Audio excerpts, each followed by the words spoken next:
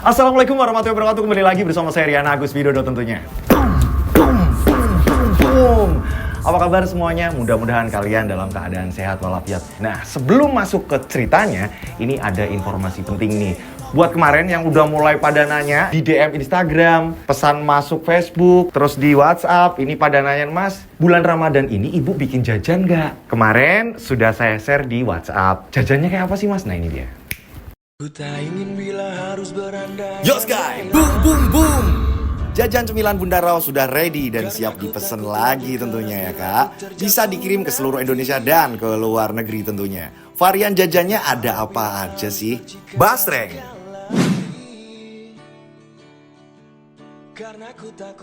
basreng ori, basreng pedas, makaroni, makaroni ori, makaroni bumbu rujak, makaroni balado,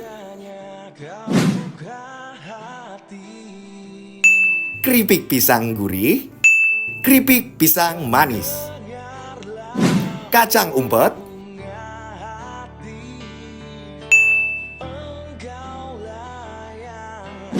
kacang asin,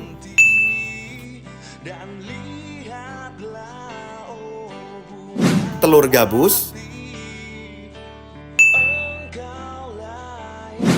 kerupuk tongkol, belinjo pedas manis, usus crispy, dan masih banyak aneka jajan cemilan lainnya. Caranya gampang banget, kalian bisa langsung order ke WhatsApp Bunda saya 0823 100 80886. Monggo silahkan di WA dan dipesan jajannya.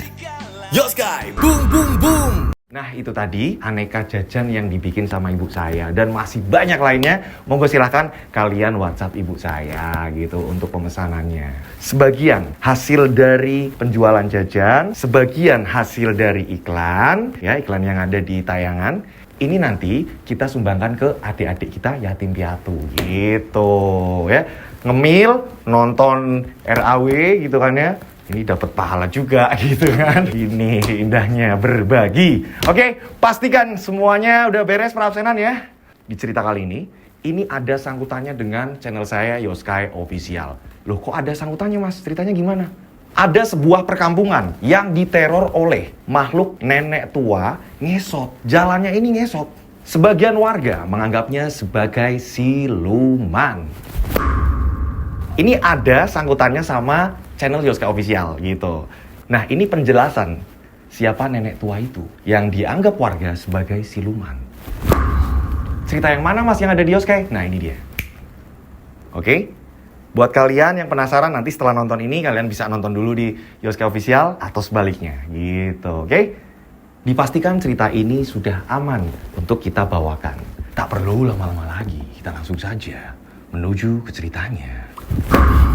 Saksikan selengkapnya di channel Rian Agus Widodo.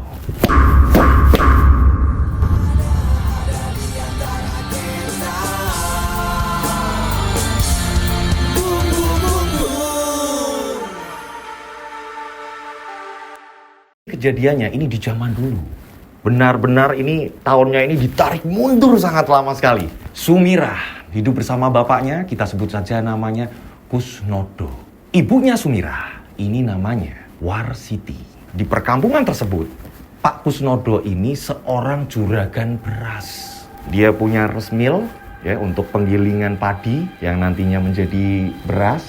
Tak hanya itu, Pak Kusnodo ini seorang lurah. Karyawannya ini banyak. Sering sekali para warga ini datang ke tempatnya Pak Kusnodo, minta apapun, selagi ketemu Pak Kusnodo ini pasti bantu. Akan tetapi, Sumirah ini merasakan sedih. Sedihnya kenapa? Sumirah saat usianya 10 tahun, ya, ibunya Sumirah ini meninggal. Nah, meninggalnya ibunya Sumirah, ini ada sesuatu hal yang memang bener aneh di sini. Ada keanehan sebelum meninggalnya Bu Warsiti. Sumirah ini masih kecil gitu kan ya. Ini Bu Warsiti nggak tahu kenapa, sepulang dari ladang, ia ngontrol perkebunan gitu kan ya. Ia pulang tiba-tiba badannya ini melemas. Ini sampai Pak Kusnodo ini bingung. Ibu dari mana? Nah, Sumirah yang masih kecil itu langsung dititipkan ke saudaranya. Saat itu juga, Bu Warsiti ini sudah tidak bisa diajak komunikasi. Matanya ini melotot ke arah langit-langit rumah. Benar-benar sudah tidak bisa diajak komunikasi. Wajahnya ini pucat. Pak Kusnodo bingung. Nah, dipanggilkan orang pinter. Kita sebut saja Mbah Wasdi. Mbah Wasdi ini datang. Saat itu Mbah Wasdi mengatakan, ini orang yang tidak suka dengan kamu. Ini nyerangnya istrimu. Nah, di situ kebetulan ini ada saudara, keluarga. Begitu juga ada beberapa karyawan mendengar seperti itu. Mereka ini ketakutan. Tenang. Kalian jangan panik ya. Kalian jangan panik. Yang penting warga saya aman. Mbah, tolong Mbah. Gimana caranya jangan sampai serangan ini bisa terkena ke karyawan saya atau warga saya, Mbah? Saya hanya mengusahakan. Yang jelas sainganmu itu banyak. Mbah Wasdi mengatakan seperti itu. Bahwa Pak Kusnodo ini banyak yang iri. Ingin menjatuhkan Pak Kusnodo. Nah, ini yang diserang Bu Warsiti. Nah, ternyata Bu Warsiti proses pengobatannya ini nggak cukup sekali. Mbah Wasdi ini sering datang ke situ. Sering datang lagi ke situ untuk ngontrol terus menerus. Nah, ketika Mbah Wasdi ini nggak datang, nggak ngontrol. Ini Warsiti ketika melihat warga lewat, ini tiba-tiba Warsiti ini langsung mengambil batu dan warga tersebut ini dikejar-kejar dan dilempar-lempar batu. Bu, ampun Bu Lurah. Selalu seperti itu. Sampai pada akhirnya ya kan, ini warga-warga melaporkan kepada Pak Lurah. Pak, istri sampean kok kayak gini terus? Iya, saya juga malu. Maafkan saya ya warga-warga. Terus-menerus seperti itu yang menjadikan Bu Warsiti akhirnya dipasung. Nah, tepat di usia Sumirah yang ke-10 tahun, barulah Bu Warsiti meninggal. Gitu.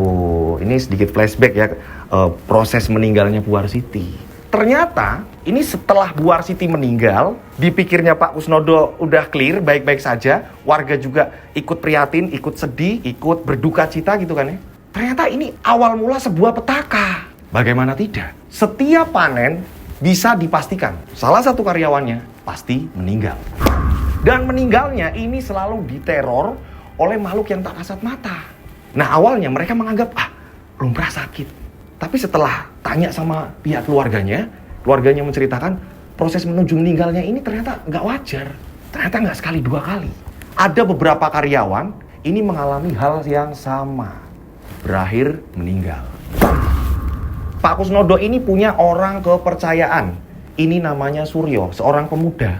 Nah, Suryo ini juga kebingungan melihat warga yang seperti itu. Banyak yang menangis. Ini saya sebutkan satu persatu sesuai kiriman cerita. Nah, yang pertama Sopyan. Ini sebelum meninggalnya, malam harinya ini istrinya ini bingung. Lihat Pak Sopyan, lihat suaminya, ini tidur nggak pules. Kondisi dalam keadaan tidur. Akan tetapi, ia guling kanan, guling kiri. Ini tempat tidur ini sampai diacak-acak sendiri. Pak, Bapak kenapa, Pak? Pak, Bapak kenapa?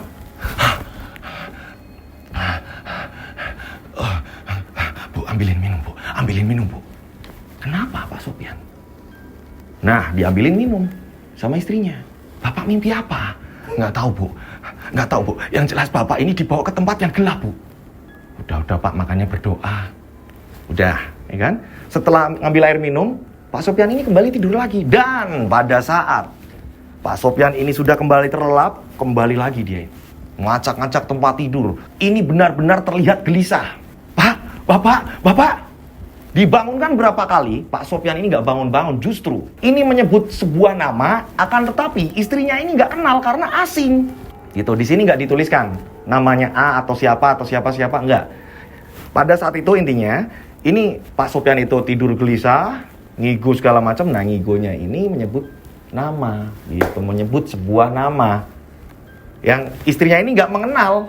Pada akhirnya istrinya ini ngambil air, ini sampai dibasuhkan ke mukanya suaminya. Barulah Pak Sopyan ini terbangun. Paginya berangkat kerja, ya kan, ketemu sama teman-teman warga yang lain segala macam, pergi ke sawah. Ini aman-aman saja. Akan tetapi tiba-tiba nggak ada kabar lagi. Istrinya ini maghrib sampai kebingungan, kok belum pulang suamiku. Tanya tetangga yang lain, tanya. Nggak ada yang tahu. Mereka melihatnya jika Pak Sopyan udah pulang. Pagi harinya, barulah warga geger menemukan Pak Sopyan ini meninggal, ini di semak-semak pinggir sawah. Wajahnya ini membiru. Gegerlah warga. Ini dari Pak Sopyan. Ada lagi, kita sebut saja namanya Pak Juki. Pak Juki, ya, ini sama. Cuma posisi gelisahnya, ini justru malah bukan dalam posisi tidur. Iya, gelisahnya mondar-mandir nggak karuan. Jadi sore hari, ini anaknya sampai bingung melihat bapaknya ini mondar-mandir, mau masuk ke kamar mandi nggak jadi, mau masuk kamar mandi nggak jadi. Bapak ini mau mandi apa enggak sih, Pak? Orang udah dari sawah kok, buat gantian, Pak. Kita ini mau ke masjid, kita mau ambil air wudhu. Ya sebentar. Ya udah kalian aja. Dan ketika keluarga semua sudah ke masjid, balik lagi, ternyata Pak Juki ini masih mondar-mandir aja. Pak, bapak ini gimana sih? Kami sampai udah pulang, bapak masih mondar-mandir, ada apa, Pak? Nah, malamnya baru cerita sama istrinya juga. Anak-anaknya pun mendengar. Setiap bapak ini mau ngambil air, ini udah di depan ember loh, Bu. Tadi, ya Bu, bapak melihat, ya, muka bapak ini di air, harusnya ini muka bapak juga tuh, Bu. Ini wujud bapak, nggak ada mukanya, Ibu. Menghitam semua, Bu. Kok aneh, Bu? Masa iya sih, Pak? Iya. Nggak mungkin, Pak. Nah, karena ceritanya ini malam hari, keluarga pengen membuktikan, akhirnya ke kamar mandi. Nah, kamar mandi zaman dulu ini penutupnya, ini hanya daun-daun gitu. Jadi kayak semacam pagar yang terbuat dari anyaman bambu, gitu kan ya. Terus ada dedaunan-dedaunan. Saat itu keluarga penasaran. Saat melihat ke air, ya, ini muncul wajahnya Pak Juki. Lah, ada kok, Pak. Tadi nggak ada loh. Bapak ini sempat bingung. Cuma bapak nggak pengen nakutin kalian. Loh, justru dengan adanya bapak gelisah kami ini yang ketakutan, Pak. Bapak ini kenapa? Udahlah, apa perasaannya aku aja. Nah, siangnya saat karyawan ini sedang makan, jadi kan banyak saung-saung gitu kan ya. Ada yang pulang makan di rumah. Ini di lumbung padi ini sepi, nggak ada orang. Nah, saat kembali kerja lagi, ada salah satu yang teriak, Tolong. Pak Juki. Dia gantung dalam kondisi tak bernyawa. Geger lagi. Dan ini dipastikan, ini pas panen-panen. Sampai Pak Kusnodo ini ngomong sama warga yang lain. Apa kayak gini aja? Udah nggak usah pada kerja di tempat saya takut kalian kenapa-napa. Iya sih juragan, tapi terus kami ini mau makan lewat apa juragan? Nah, karena memang pemasukan mereka ya ini mengandalkan juragan Kusnodo tadi bekerja di tempat dia. Ada beberapa, tapi ini yang menarik. Ada salah satu perempuan nih, kita sebut saja namanya Murnipah. Nah, Ibu Murnipah ini dipercaya, ini di persawahan, ini sampingnya ini kan ada perkebunan cabai, terus ada kol, ada apa-apa segala macam seperti itu. Nah, Bu Murnipah ini kalau panen, ya ini bareng-bareng sama teman-teman yang lain. Jalan bareng, sambil cerita-cerita, ngobrol segala macam. Sore harinya, ini mau menerima gaji. Dipanggil satu-satu, ya kan? Dipanggil satu-satu. Saat itu yang membagikan uang ini Suryo. Bu Murnipah dipanggil berapa kali nggak muncul. Loh, apa Murnipah ini nggak pengen uang apa gimana? Orang hari ini gajian loh. Coba kamu cari Murnipah. Apa udah pulang atau apa? Nah, dicarilah Murnipah. Tapi kata anak-anaknya mengatakan jika ibu belum pulang, emak belum pulang kok. Datang lagi ke situ. Nyamperin Suryo. Mas Suryo, Bu Murnipah belum pulang. Oh ya udah, ini titipin kamu aja lah. Ya, tak titipin ke kamu nanti nanti habis maghrib atau apa kamu kasihin ke Bu Murnipah ya. Iya Mas Suryo. Nah, malam harinya ini Bu Murnipah nggak pulang-pulang. Suaminya juga panik, anak-anak panik, saudara-saudaranya panik. Datanglah ke tempat Pak Kusnodo. Pak Kusnodo bingung kan? Karena pada hari itu Pak Kusnodo nggak di rumah, makanya dipasrahkan ke Suryo. Itu kan, Pak Kusnodo bingung lah, kok bisa seperti itu? Ayo cari bareng-bareng. Dicari. Dan ada salah satu warga yang tiba-tiba sama teriak juga, kaget melihat Bu Murnipah dalam kondisi tak bernyawa. Anehnya dia ini jauh dari tempat ia ini kerja. Justru malah arahnya ini jalan ke sungai. Bu Murnipah ini tergeletak, bajunya ini compang-camping, banyak luka, ini seperti cakaran-cakaran hewan-hewan liar, hewan-hewan buas. Yang paling parah di bagian muka. Ada keanehan nggak sebelum meninggal? Ada. Jadi Bu Murni, Pak, ini 1 hari sebelum meninggal, pada saat di rumah, ini sebelum meninggalnya, ini ngomong sama suaminya, Mas, aku kok pengen tidur di luar ya, Mas? Tidur di luar gimana? Ya tidur di luar rumah gitu. Terus pakai tikar gitu. Kamu itu, ya nggak apa-apa sih, Mas. Kamu gila apa gimana sih? Lah terus kalau ada orang lewat atau, ya tutupin kain atau apa? Nah, ini kan kayak orang yang biasanya seperti itu kan, setelah dimandikan atau apa, terus sekelilingnya ini ditutupin kain. Bu Murni, Pak, minta seperti itu. Sampai suaminya ini bingung. Memang sengaja dia ngambil kain, dibentangin sendiri, dia tidur di situ. Nah, ketika suaminya ini bangun, kaget, langsung suaminya ini menarik kain-kain itu. Dimarahi. Ternyata ini ada sesuatu hal yang akan terjadi. Gitu, Bu Murni, Pak, meninggal. Nah, saat itu ya kan Pak Kusnodo ini kan tambah ketakutan ya, melas ya kan, kasihan, prihatin melihat kondisi karyawan-karyawannya, warganya segala macam. Mbah Wasdi didatangkan lagi. Mbah Wasdi disuruh ngecek korban-korban yang lainnya atau apa segala macam. Mbah Wasdi mengatakan jika serangan itu masih terus dari musuh-musuhnya Pak Kusnodo. Sedangkan Pak Kusnodo sendiri tidak pernah menganggap siapapun musuh. Mbah, gini aja. Biar saya tenang, Mbah. Saya ini pengen satu-satu ke rumah kalian, siapapun yang saya kenal, saya mau minta maaf. Barangkali ada kesalahan yang tidak disengaja. Terus mereka ini dendam sama saya. Nah, ditemani Suryo dan beberapa warga, ini Pak Kusnodo sampai rela. Ia jalan kemana-mana, ya kan? Pertama dari seluruh warganya. Setelah itu tetangga kampung, teman-temannya, yang sesama juragan juga. Salaman, minta maaf. Berjalannya waktu ini kan Sumira juga sudah semakin besar gitu kan. Sumira ini sudah sekolah. Sumira ini jadi perbincangan. Gitu, jadi gosip, di tempat kamu kampungnya kayak gini ya, sering ada kayak gini, terus bapakmu karyawannya banyak yang meninggal secara kayak gini. Nah, Sumira ini ikut malu. Ya ampun, kok sampai di sini ya kabarnya. Nah, ada yang menenangkan Sumira ketika Sumira ini panik atau apa segala macem. Sumira ngerasa kayak dibully atau apa. Ada seseorang laki-laki, ya. Ini kelasnya beda, tapi dia ini mencoba untuk melindungi Sumira. Kita sebut saja namanya Joko. Gitu. Joko menenangkan Sumira. Udah, nggak usah, please. Joko pun ini ngomongin mereka semua. Udah. Ya, kalian jangan seperti itu. Kasihan. Ya, tapi kan kabarnya sampai ke kampung. Iya, kabarnya. Ya udah. Yang penting kalian baik-baik aja kan. Udah. Nggak usah ngurusin mereka. Ayo pulang. Nah, setiap pulang sekolah, karena Sumirah ngerasa sepi jika di rumah bapaknya ini sibuk gitu kan, yang namanya juga Pak Lurah gitu kan ya, saudara-saudara yang juga bekerja gitu kan, keluarga yang lain gitu. Sumirah akhirnya setiap pulang sekolah ini mampir ke rumahnya Joko. Ibunya Joko nganggapnya Sumirah ini udah kayak anaknya sendiri, apalagi ini bapaknya Pak Lurah gitu kan ya. Otomatis kan ibunya Joko ini sangat-sangat sayang sekali terhadap Sumirah. Sini Sum, tak suapin ibu ya, tak suapin ibu. Makannya kayak gini seadanya ya nak. Nggak apa-apa Bu, tapi Sum mau pulang dulu. Enggak, sini aja dulu.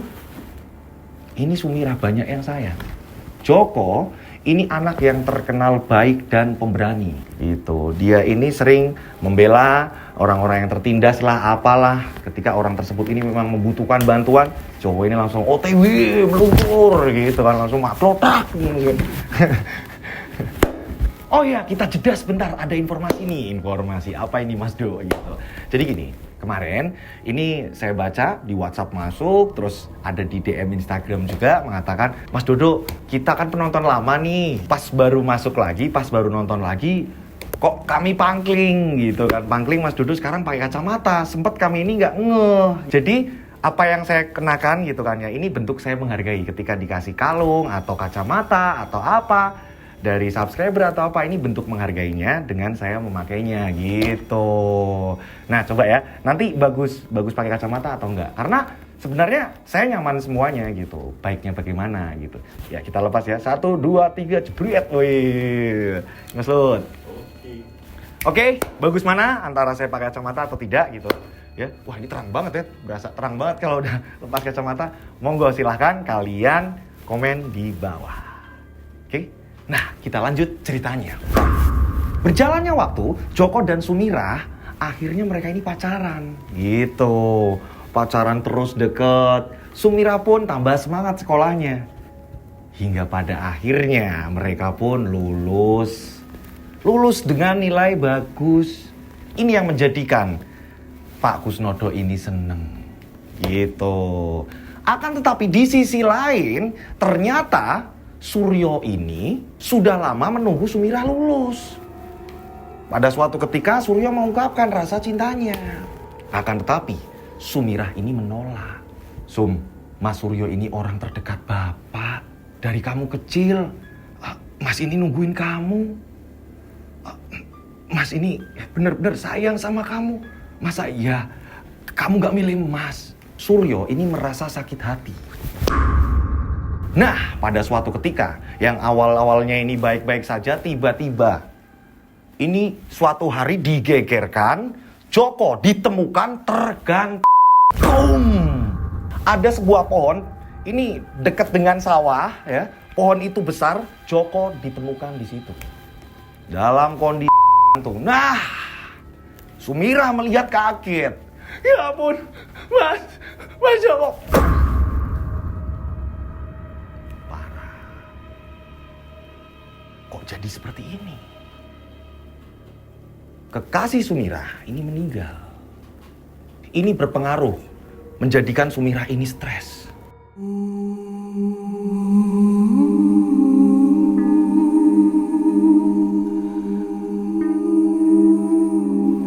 Dia mengacak-acak rambut, dia ngamuk-ngamuk di rumah segala macam.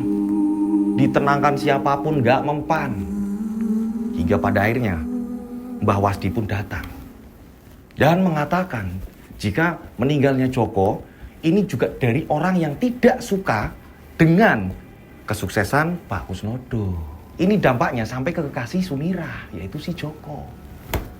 Pak Kusnodo ini berjanji kepada Sumira, apapun yang terjadi Bapak bakal nyari orangnya, nak. Siapapun yang melakukan ini, Bapak berjanji. Bapak berjanji akan nyari orangnya, tangkap, dan Bapak akan perlihatkan ke kamu, nak. Pak Kusnodo bilang seperti itu. Pak Kusnodo manggil karyawannya, ya kan, disuruh untuk ke rumahnya Suryo. Karena Suryo ini orang yang dipercaya untuk bayar ini gitu kan, untuk yang ngurus ini gitu kan. Kamu tolong ya ke rumah Suryo. Pada saat karyawan itu yang disuruh ke rumahnya Suryo, ternyata Suryo nggak di rumah. Nah, karyawan yang diutus tadi ini balik lagi menemui Juragan Kusnodo. Ini mengatakan, Juragan, Suryo tidak di rumah, Juragan. Kemana sih bocah? Di sini Sumira ini menyampaikan kepada bapaknya perihal Suryo ini menyatakan cinta. Ada-ada aja si Suryo. Nah, setelah itu ya, ini tiba-tiba malam harinya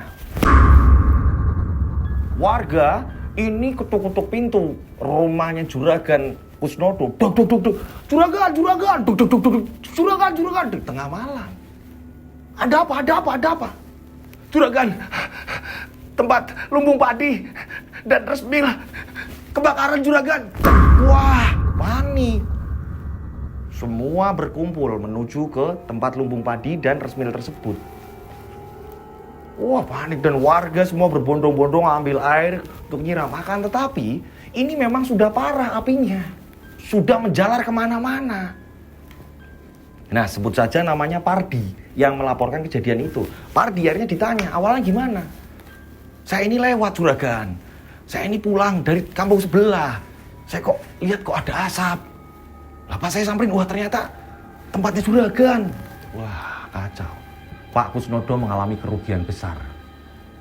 Benar-benar merasakan kebangkrutan.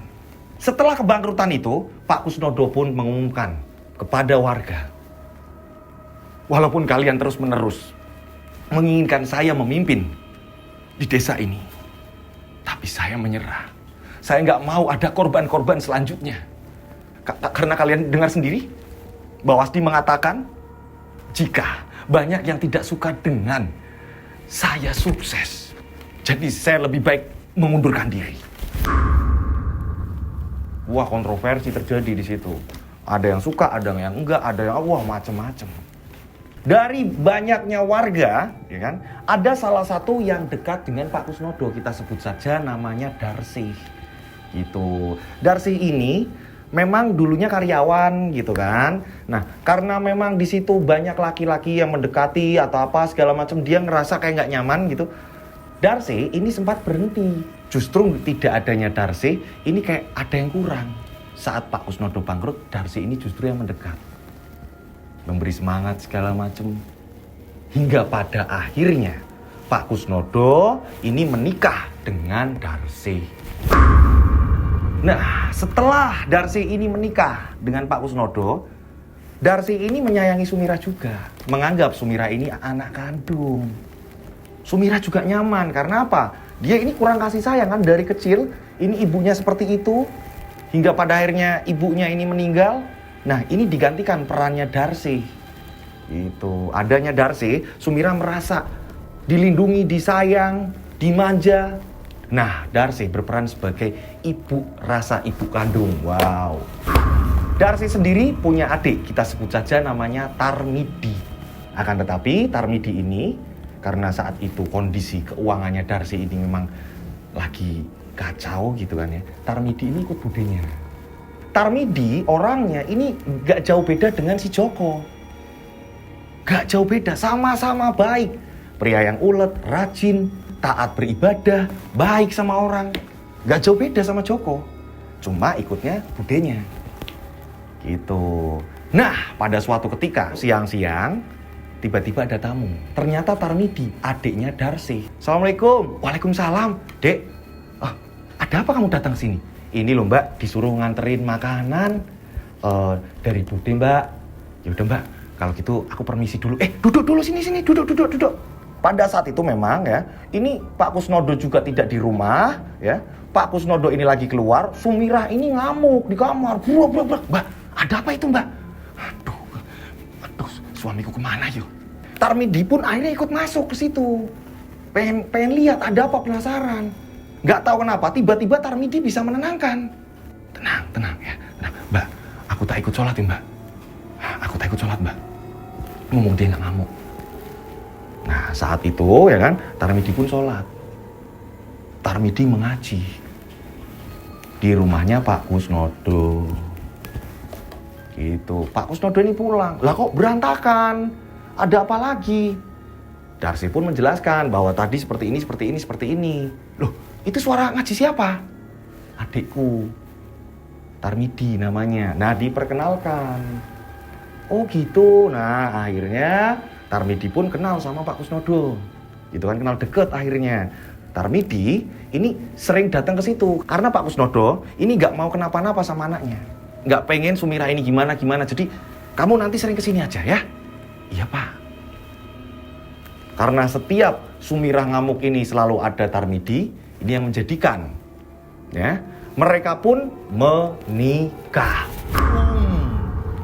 Jadi zaman dulu ternyata ketika udah deket, oh ini sama-sama baik, oh ini kayak gini, oh udah langsung dijodohkan nikah. Sangat mudah sekali dulu ya Mas Betu ya. Iya. Oh kayak gitu, jadi orang tua lihat, oh kayak gini, oh ini dengan ini gitu. Nah ada keanehan. Keanehannya apa? Justru ini kebalikannya.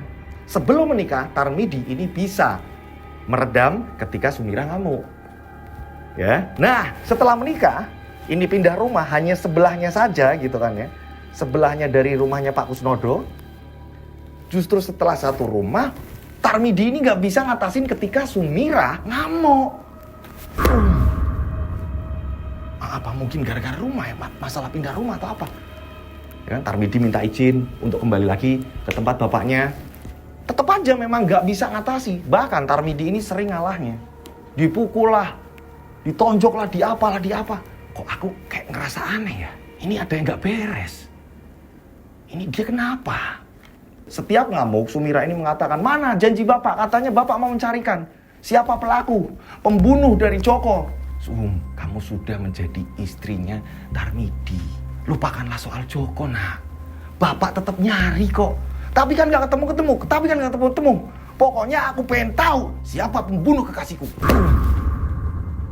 Sumira terus benar seperti itu. Tarmidi akhirnya ngomong sama Sumira. Dek, gini. Tolong tenang. Mas bakal berjuang. Mas mau ikut mencarikan siapa pembunuh kekasihmu. Bayangin coba kurang sabar seberapa. Tarmidi loh ngadapin Sumirah. Tapi janji ya Dek, kalau sudah ketemu pelakunya, kamu jangan ngamuk-ngamuk kayak gini. Malu sama tetangga Dek, ya tolong. Dan Sumirah pun mengatakan, jangan pernah kembali sebelum kamu menemukan. Di sisi lain, Suryo tidak nampak memang. Dicari ke rumahnya nggak ada, dicari di mana-mana, warga sampai nggak pada tahu di mana Suryo. Suryo ini nggak ditemukan, entah itu kemana. Sebelum Tarmidi ini pergi, ini keluarga kumpul. Saat itu Mbah Wasdi ini mengatakan, ini kejanggalan dari dulu. Korban-korban berjatuhan hingga pada akhirnya ke Joko. Saya yakin ini Suryo dalangnya. Kaget. Semua kaget. Suryo masa iya? Ini kan Suryo ini orang kepercayaan dari Pak Kusnodo. Ya pada akhirnya Tarmidi ini sesuai janji terhadap Sumirah. Tarmidi bilang, aku akan pulang nanti setelah aku tahu siapa pelaku pembunuh dari kekasihmu. Keren-keren ya Mas Lutfi kalau bikin janji sesuai gitu loh. Ikrarnya ini wow. Ini patut dicontoh di sini ya. Oke, kita lanjut ceritanya.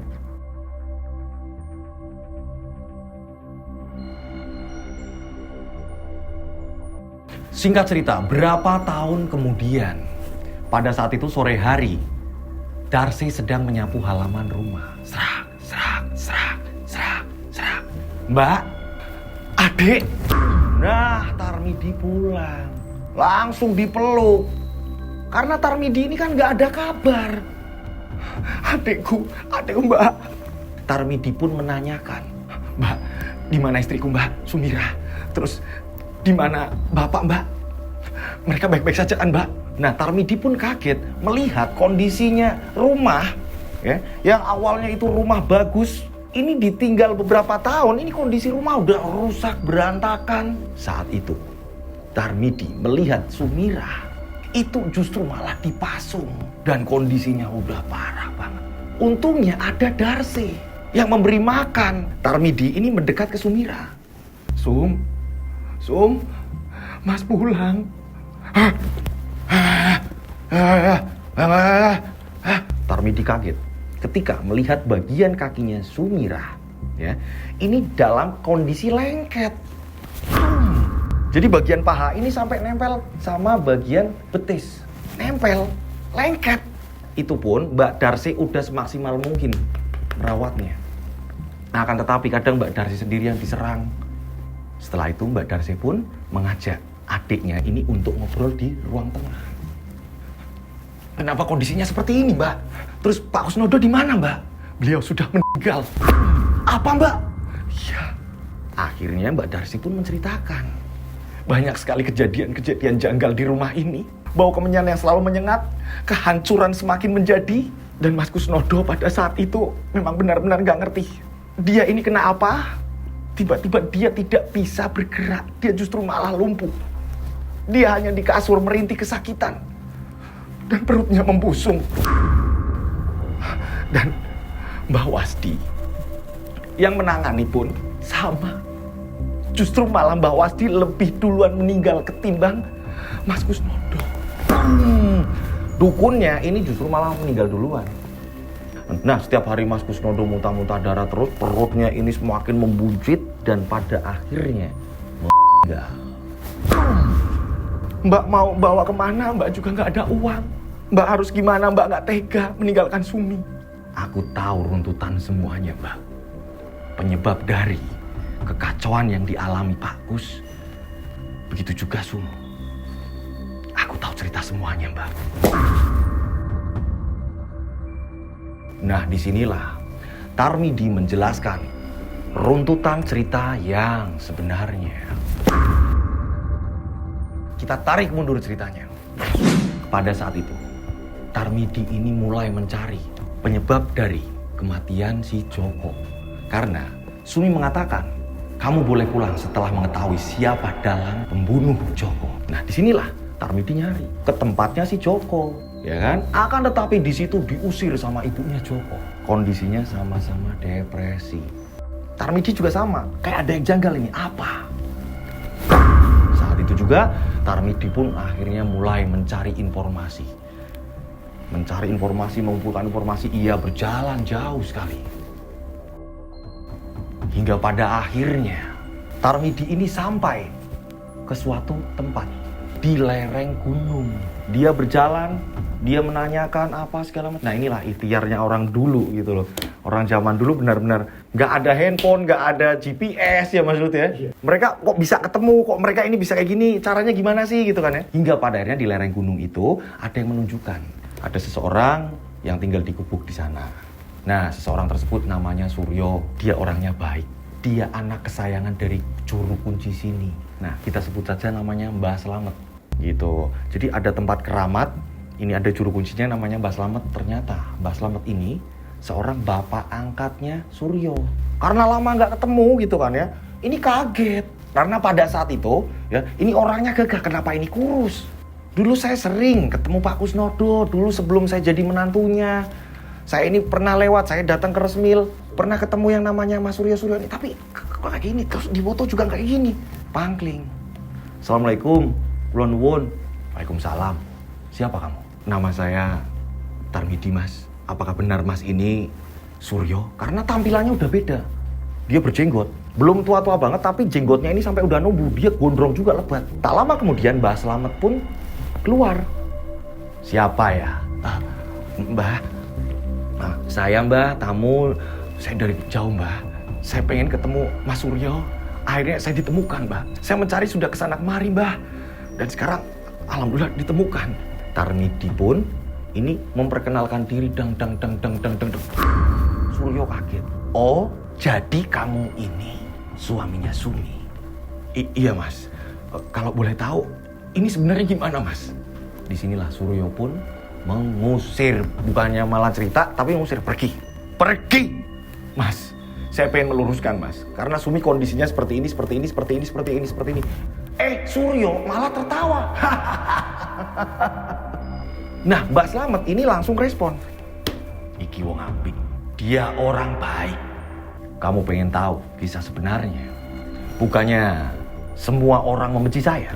Saya yakin semua ingin membunuh saya. Tapi tidak segampang itu. Iya, makanya saya penasaran. Ada apa ini semua? Selama saya mencari sampean Mas, ini saya menemukan banyak kejanggalan. Ada apa Mas sebenarnya Mas? Karena kondisi sudah parah semua Mas. Saya juga pengen tahu, apa benar Mas Suryo ini p***nya Joko? Kamu pengen tahu siapa Joko sebenarnya? Siapa Mas? Kusnodo. Pak Kusnodo lah kok bisa? Suryo ini nggak sengaja tengah malam dia ini jalan kaki. Entah itu suntuk atau apa, nggak sengaja melihat ada sekelebatan jalan cepet ke arah sawahnya Pak Kusnodo. Diikutin lah sama si Suryo, takutnya maling atau apa. Ada yang mencurigakan ini. Ternyata ada beberapa orang. Ada 3 orang lagi nih. Jadi totalnya semuanya 5. Juragan Kusnodo, Mbah Wasdi, dan 3 anak buah. 3 anak buah itu ini dikasih uang dan disuruh tutup mulut. Suryo yang awalnya mau menyapa, akhirnya dia ngumpet. 3 orang tadi Suryo tidak mengenal. Ada apa ini? Siapa itu? Nah, Pak Kusnodo dan Mbak Wasdi ini nggak pulang ke Pak Kusnodo, melainkan ke tempatnya Mbak Wasdi. Diikuti sama Suryo. Setelah sampainya di situ, ya kan mereka buru-buru masuk. Disitulah Kusno akhirnya menguping. Mendengar pembicaraan yang membuat Suryo ini tiba-tiba tersentak, tercengang. Dah selesai. Joko sudah kita lenyapkan. Dan gak ada orang yang tahu. Pak Kusnodo mau Joko. Tapi Mbah ini kan gak bisa tahu. Orang-orang yang kamu percaya itu bisa atau tidak menyimpan rahasia. Termasuk 3 orang terakhir tadi. Saat Suryo mendengar Pak Kusnodo membunuh Joko, Suryo kaget. Lah, menyuruh 3 orang. Kaget di sini Suryo. Ya ampun, Pak Kusnodo Joko. Kalau masalah anak-anak buah saya yang dekat dengan saya, yang saya percaya aman semua sih Mbah. Rata-rata ini semua nurut sama saya Mbah. Sebentar, ada satu orang yang sepertinya di kemudian hari akan menjadi batu sandunganmu. Siapa Mbah? Atau dia ini punya ilmu atau apa? Tidak. Akan tetapi dia mengerikan. Siapa Mbah? Suryo. Suryo kaget ketika Mbah Wasdi menyebut namanya. Terus harus gimana Mbah? Apapun rahasia saya, apapun itu, Suryo bakal tetap bisa jaga Mbah. Dia orang kepercayaan saya.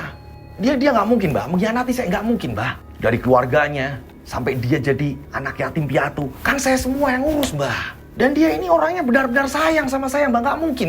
Walaupun tahu inilah apalah segala macam, dia bakalan tetap tutup mulut Mbah. Saya percaya itu. Kamu percaya itu? Aku tidak, Gus. Aku tidak sama sekali. Karena imbasnya ini gak cuma ke kamu. Aku pun ikut. Kalau toh kejahatan semua orang tahu, aku juga kena. Terus harusnya gimana Mbah? Lenyapkan. Suryo kaget mendengar Suryo ini mau dilenyapkan. Ketika besok pagi warga menemukan Joko, kita tinggal tuduh si Suryo. Nah, disitulah ya, ini Suryo geram. Apalagi Sumi ya, ini sudah menyakiti hati Suryo gitu. Terdengar jelas juga dari Mbak Wasdi. Saya kenapa bilang seperti itu? Karena anakmu, si Sumirah itu sudah ngenyek, sudah menghina Suryo. Jadi sempat ya, ketika Suryo ini sudah ditolak, Sumi itu benar-benar kayak merendahkan Suryo. Disinilah Suryo kesel sama Sumi. Ditambah Suryo ini bakal dikambing hitamkan. Oh udah. Tak lama kemudian setelah Suryo tahu, Suryo langsung bergegas. Bahaya ini. Kalau besok warga geger terus Pak Kusno ngomong bahwa aku pelakunya, pasti warga percaya dan aku pasti Nah, hingga pada akhirnya ternyata benar. Paginya penemuan Joko tergantung.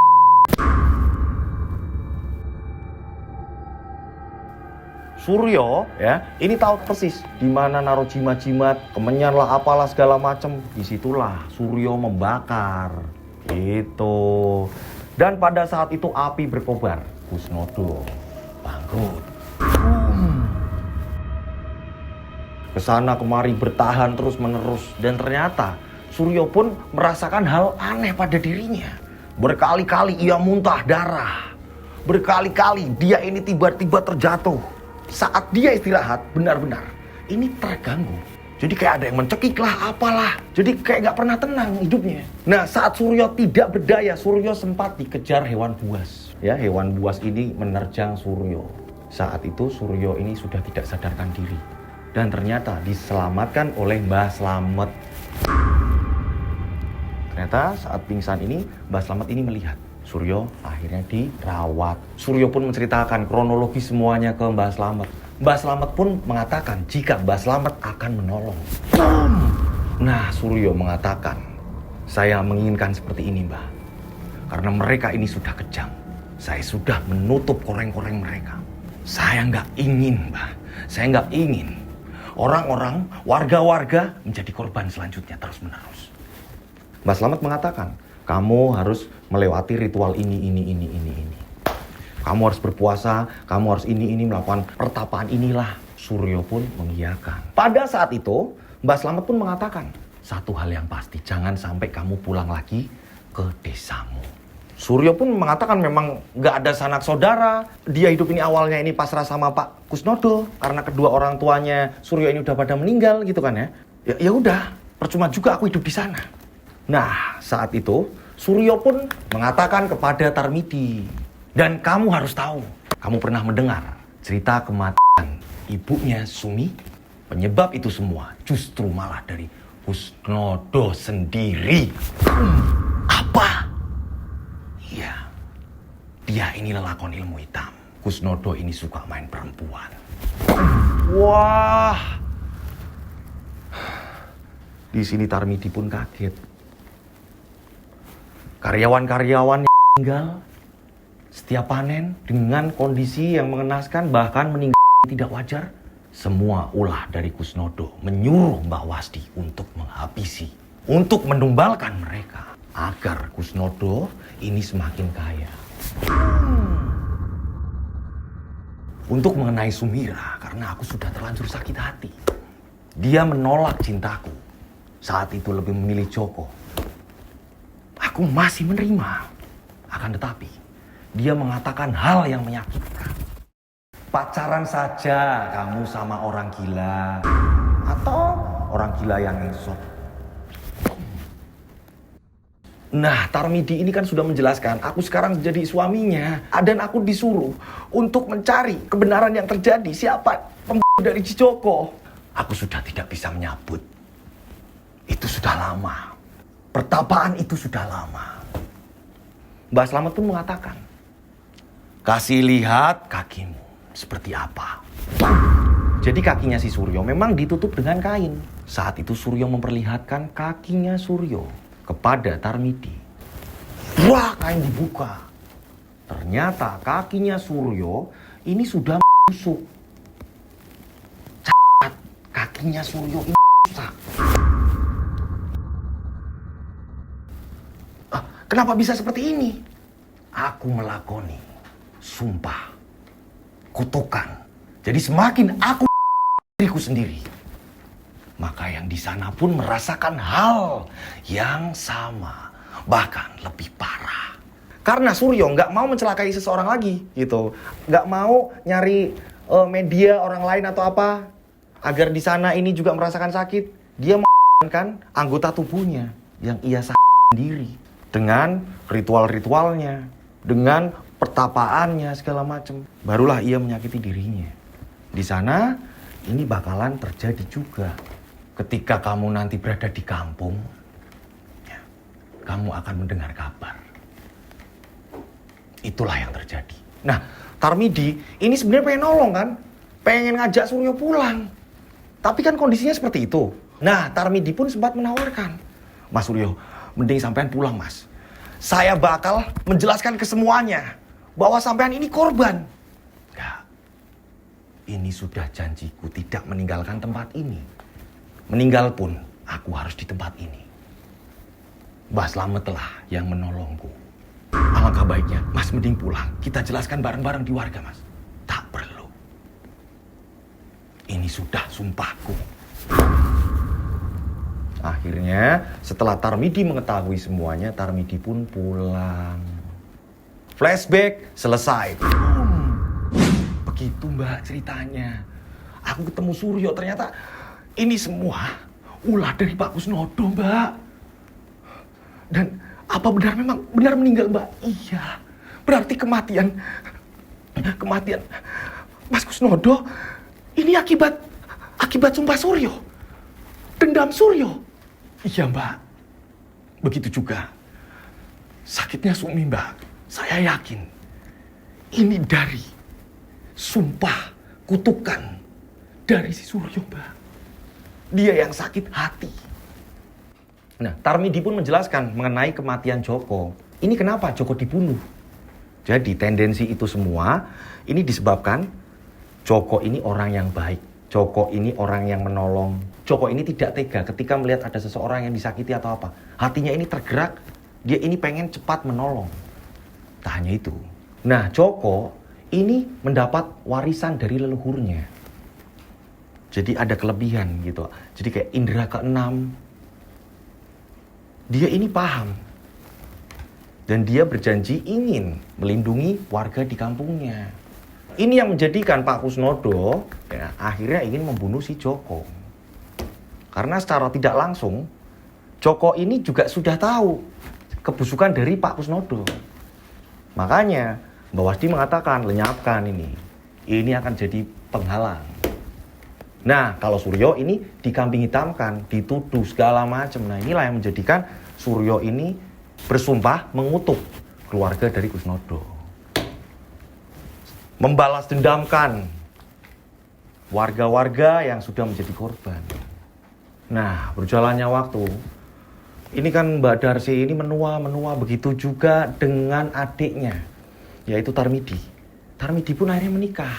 Dengan seperti itu, Sumira ini tak ada yang merawat. Hingga pada akhirnya Mbak Darsi pun meninggal. Nah, mereka pun sempat menceritakan ke orang-orang. Kejadian sebenarnya seperti ini. Ada yang percaya, ada yang enggak. Jadi masing-masing. Tarmidi ini menikah. Dia menceritakan ke keluarganya, segala macam keluarganya turun. Nah, sampai pada akhirnya cerita ini diceritakan ke sini gitu. Dikirimkan ke Rian Agus Widodo. Nah, Sumira sendiri kenapa dibilang siluman ngesot? Gitu ya. Kemunculannya ini benar-benar tak diduga. Sering membuat warga kaget. Dia ngesot sepanjang jalan. Ngesot terus-menerus. Sering membuat orang tiba-tiba kaget lah apa-apa. Termasuk si Rizky. Nah, ini Rizky siapa lagi nih? Ada di Yoska Official. Hingga pada suatu hari terdengar kabar Sumira terledas bis.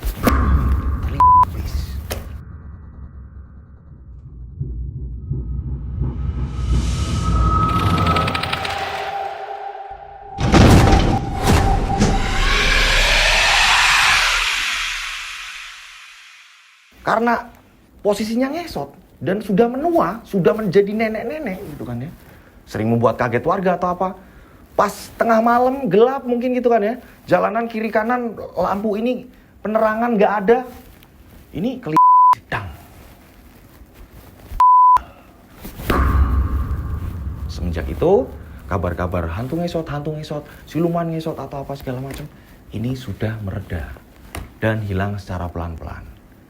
Ini barat kata kayak urban legend juga ya Mas Lutfi ya. Ada kisah misteri di perkampungan tersebut. Gitu. Dan cerita pun selesai. Saya mengucapkan terima kasih buat pengirim ceritanya. Mohon maaf kalau ada salah-salah kata dalam saya bercerita gitu. Ini nggak ada part 2-nya ya. Kita habiskan sekarang, kita tuntaskan sekarang. Menemani, menunggu berbuka puasa gitu. Semoga puasa kita diterima Allah Subhanahu wa taala. Amin ya. Nah, buat teman-teman yang punya pengalaman horor atau apa yang kalian ini pengen cerita, ini kalau ceritanya sedikit kalian bisa kirim di Raw Stories. Tapi tetap dengan cara kayak gini nih cara kirimnya. Diceritakan per paragraf atau per kalimat. Gitu ya. Oke? Kirimnya kemana? Kalian bisa kirim ke DM Instagram saya @dodosinjo. Atau kalian bisa kirim ke nomor WhatsApp saya 085870433336 3-nya 4 kali. Saya ulang 085870433336 3-nya 4 kali. Seperti biasa dikasih nama dan nama kota agar tidak tertumpuk dengan WhatsApp lain. Akhirnya selesai juga di episode kali ini. Nantikan episode yang lebih mengerikan lagi ya. Terus pantengin channel Rian Agus Widodo. Saya berdoa mudah-mudahan penikmat channel Rian Agus Widodo ini banyak rezeki melimpah. Amin. Selalu dilindungi Allah Subhanahu wa taala. Dijauhkan dari mara bahaya. Amin. Yang sedang berjuang ya, mudah-mudahan disukseskan. Amin. Amin. Ya. Ini yang lagi mengejar cinta mudah-mudahan ditemukan cintanya, ditemukan kekasihnya, ditemukan pasangannya. Amin. Oke, akhir kata saya Rian Agus Widodo mengucapkan wassalamualaikum warahmatullahi wabarakatuh. Mereka ada di antara kita. Mereka ada di antara kita. Subscribe channel Rian Agus Widodo kisah misteri. Mereka ada di antara kita. Nyalakan lonceng notifikasi.